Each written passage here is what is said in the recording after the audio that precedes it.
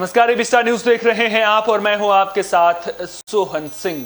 कानपुर में history sheeter को police custody से भगाने के मामले में बीजेपी ने कार्रवाई की है। आपको बता दें कि बीजेपी ने जिला मंत्री नारायण सिंह भदौरिया को दायित्व मुक्त कर दिया है। साथ ही 3 सदस्यीय जांच टीम का गठन भी किया गया है, जो 24 घंटों में मामले की रिपोर्ट प्रदेश संगठन को देगी।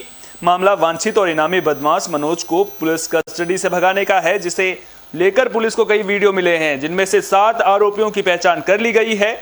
आरोप है कि हिस्ट्री सीटर को पकड़ने गई पुलिस की टीम पर बीजेपी नेता के समर्थकों ने हमला कर दिया था, जिसके बाद पुलिस टीम का घेराव कर हिस्ट्री सीटर को पुलिस की जीप से छुड़ाकर भगाने का आरोप लगा है। इस घटना में बीजेपी नेता नारायण सिंह भदौरिया और धीरू सिंह का नाम सामने आया है। जानकारी के मुताबिक नौबस्ता थाना इलाके के उस्मानपुर में निजी गेस्ट हाउस में बीजेपी नेता के जन्मदिन की पार्टी चल रही थी, जिसमें हिस्ट्री सीटर मनोज सिंह भी मौजूद था। आज लगभग 1:30 बजे की बात है। उस्मानपुर चौकी क्षेत्र में एक आकर्षण गेस्ट हाउस है, उसी के पास में एक मनोज सिंह नामक अपराधी के होने की सूचना मिली।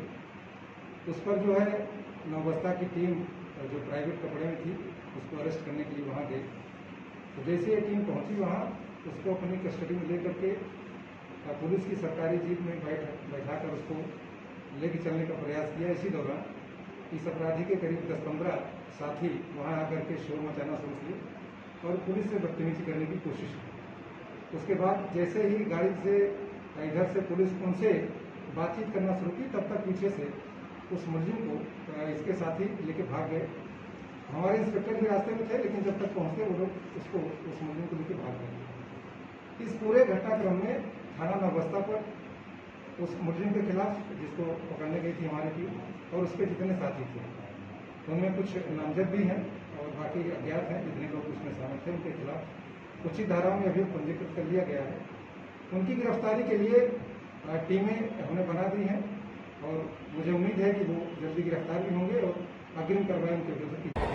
आज थाना नौबस्ता की टीम द्वारा एक हिस्ट्री शीटर अपराधी मनोज सिंह पुत्र मलिक सिंह निवासी थाना बर्रा को हिरासत में लिया गया। इस अभियुक्त के खिलाफ 2 दर्जन से अधिक मुकदमे कानपुर के कई थाना क्षेत्रों से दर्ज हैं। यह अपराधी कई मुकदमों में वांछित है व इसके ऊपर 25,000 का इनाम भी घोषित किया गया था। हिरासत में लेने के बाद मौके से ही इसके साथियों द्वारा इसे छुड़ाकर भगाने का प्रयास किया, जिसमें वह सफल हुए। इस संबंध में थाना नौबस्ता पर ही 420/21 मुकदमा अपराध संख्या दर्ज कर लिया गया है सुसंगत धाराओं में। कई सारी सोशल मीडिया के माध्यम से वीडियोस इस घटना के संबंध में प्राप्त हुई हैं, जिसके आधार पर अभियुक्तों की पहचान की जा रही है व आवश्यक विधिक कार्रवाई अमल में लाई जाएगी। आज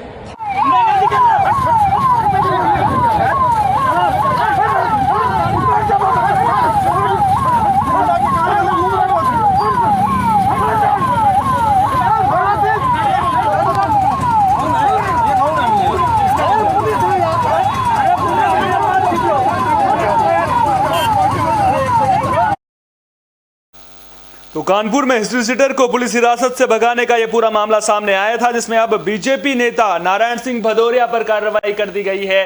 पार्टी ने उन्हें दायित्व मुक्त कर दिया गया है। मामले को लेकर टीम भी बना दी गई है, जो प्रदेश संगठन को 24 घंटे के भीतर रिपोर्ट देगी। अब ऐसे में देखना दिलचस्प होगा कि जो मामला है वो क्या कुछ नया रुख अख्तियार करता हुआ नजर आता है। आपको बता दें कि वांछित और इनामी बदमाश मनोज को पुलिस कस्टडी से भगाने से यह पूरा मामला जुड़ा हुआ है, जिसे लेकर पुलिस को कई वीडियो मिले, जिनमें से 7 आरोपियों की पहचान कर ली गई है। आरोप यह है कि हिस्ट्री सीटर को पकड़ने गई पुलिस की टीम पर बीजेपी नेता के समर्थकों ने हमला कर दिया था, जिसके बाद पुलिस टीम का घेराव किया गया और फिर जो हिस्ट्री सीटर मनोज सिंह, जिसे पकड़ने के लिए पुलिस की टीम वहां पर गई हुई थी, उससे पुलिस अभिरक्षा से भगा दिया गया।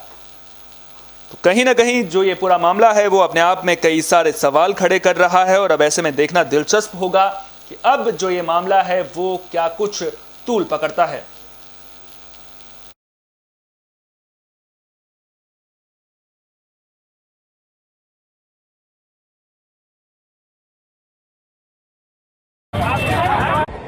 आज थाना नौबस्ता की टीम द्वारा एक हिस्ट्री शीटर अपराधी मनोज सिंह पुत्र मलिक सिंह निवासी थाना बर्रा को हिरासत में लिया गया। इस अभियुक्त के खिलाफ 2 दर्जन से अधिक मुकदमे कानपुर के कई थाना क्षेत्रों से दर्ज हैं। यह अपराधी कई मुकदमों में वांछित है व इसके ऊपर 25,000 का इनाम भी घोषित किया गया था। हिरासत में लेने के बाद मौके से ही इसके साथियों द्वारा इसे छुड़ाकर भगाने का प्रयास किया, जिसमें वह सफल हुए। इस संबंध में थाना नौबस्ता पर ही 420/21 मुकदमा अपराध संख्या दर्ज कर लिया गया है सुसंगत धाराओं में। कई सारी सोशल मीडिया के माध्यम से वीडियोस इस घटना के संबंध में प्राप्त हुई हैं, जिसके आधार पर अभियुक्तों की पहचान की जा रही है व आवश्यक विधिक कार्रवाई अमल में लाई जाएगी।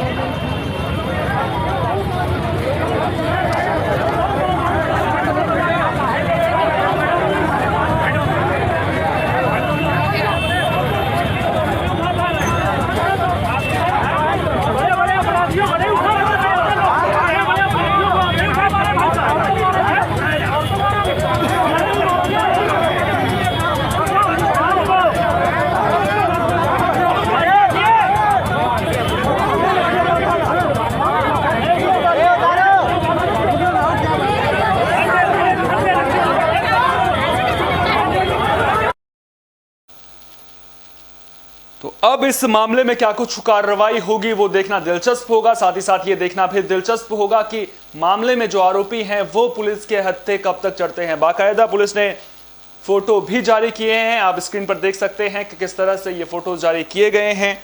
7 आरोपियों की पहचान कर ली गई है। अब देखना दिलचस्प होगा कि ये आरोपी कब तक पकड़े जाते हैं और जो मनोज सिंह है उसकी गिरफ्तारी कब तक हो पाती है।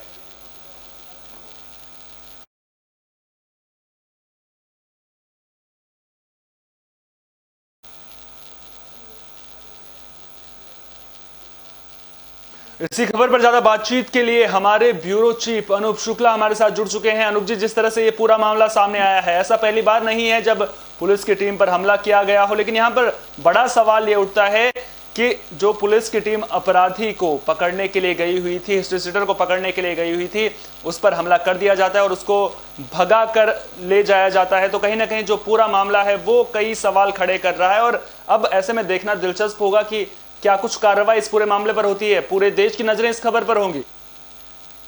बिल्कुल सोहन, ये बहुत बड़ी शर्मनाक घटना है कि एक सत्ताधारी पार्टी है, उसका नेता हिस्ट्री शीटर को पुलिस के चंगुल से छुड़ा कर ले गए। ये छुड़ाने की कोशिश की, बाकायदा हाथापाई हुई। ये बहुत ही शर्मनाक घटना है क्योंकि जो सीएम योगी एक इस बात के लिए प्रसिद्ध है कि वो गैंगस्टर हो या बड़ा बड़ा फुल माफिया हो, उसको पकड़ने में, उसका काम खराब करने में या उसको बिल्कुल नेस्तनाबूद करने में बिल्कुल भी कोताही नहीं बरतते हैं। ऐसे में ये एक जिला मुफ्ती का इनके पार्टी का वो इतनी शर्मनाक हरकत करता है कि उनकी जननी पार्टी का आया हुआ है जो गैंगस्टर जो वांटेड था, उस मनोज सिंह, उसको पकड़ने जब पुलिस जाती है, उसको गिरफ्तार करने जाती है, तो बाकायदा पुलिस का सहयोग करने की बजाय वो नरेंद्र जो उनके जिला मंत्री हैं बदलिए, वो उनको बाकायदा छुड़ाने की कोशिश करता है, उनसे छुड़ाता है। बाकायदा पुलिस से हाथापाई होती है इस बात के लिए।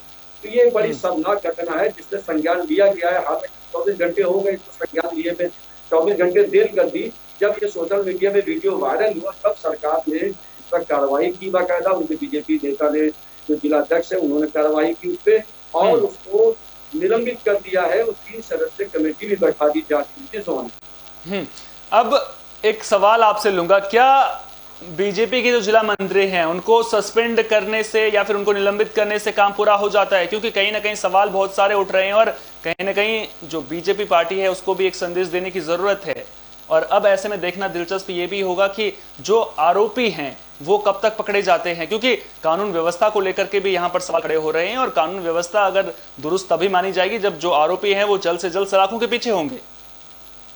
बिल्कुल बिल्कुल, आपने सही कहा ये बात कि कानून व्यवस्था के लिए ये बहुत बड़ी चुनौती का काम उनके जिला मंत्री ने किया है। देखिए, एक बहुत बड़ी बात बता दूं, इससे अनौपचारिक रूप से बीजेपी चुनावी मोड में जा चुकी है। अभी आपने देखा कि बाकायदा वहाँ के राष्ट्रीय महासचिव भी है, यहाँ पर सारी कवायद चल रही सरकार में, सारी कैसे बदलाव, क्योंकि कोरोना से वैसे ही बैकफुट में आ चुकी बीजेपी। ऐसे में इन्हीं के नेता ऐसी हरकत करेंगे तो भले ही कार्रवाई करें, लेकिन पार्टी की छवि को धक्का लगता है। ये बहुत बड़ा धक्का है कि एक आपका नेता है जो जिला मंत्री है, जो जिसे कहते हैं कि ऑन डिटेल इसमें सारी बात है, वो मंत्री है, वो ऐसी काम करना था, सहयोग देना चाहिए था पुलिस को कि ठीक है ये वांटेड हमारे यहाँ आया और गिरफ्तार करके ले जाइए, लेकिन ऐसा नहीं हुआ। और बीजेपी ने भी इस पर कार्रवाई करने में 24 घंटे लगा दिए। जब ये कल दोपहर 12:30 बजे घटना है, लेकिन कार्रवाई आज हो रही है। ये कार्रवाई कल ही हो जानी चाहिए थी, तो थोड़ा सा शायद डैमेज कर पाते, लेकिन ये काफी बड़ा मुद्दा बन गया। और ये कानपुर जैसे बड़ा शहर जहाँ पे अभी बिक्रू कांड हुआ था, वो ऐसी कांड वहाँ पे बहुत बड़ी अभी घटना हुई थी जिसको लेकर पूरे प्रदेश की छवि खराब हो गई थी। तो ऐसे में ये कांड दोबारा होना बिल्कुल बहुत शर्मनाक घटना है, पार्टी की छवि को धक्का लगता है। चलिए, बहुत बहुत शुक्रिया अनूप जी तमाम जानकारी को हम तक साझा करने के लिए। तो ये थे हमारे ब्यूरो चीफ अनूप शुक्ला जो पूरे मामले को लेकर के हमें जानकारी दे रहे थे। तो अब देखना दिलचस्प होगा कि इस पूरे मामले को लेकर के अब पुलिस क्या कुछ कार्रवाई करती है और जो आरोपी हैं वो कब तक सलाखों के पीछे पहुंचते हैं, क्योंकि इस घटना जो है वो कहीं ना कहीं बहुत सारे सवाल खड़े कर रही है और जब इन आरोपियों की गिरफ्तारी होगी उसके बाद ही सारे सवालों के जवाब मिल पाएंगे। फिलहाल के लिए बड़ी खबर में इतना ही। देश दुनिया की तमाम अहम खबरों के लिए आप देखते रहिए विस्तार न्यूज। मुझे दीजिए इजाजत, नमस्कार।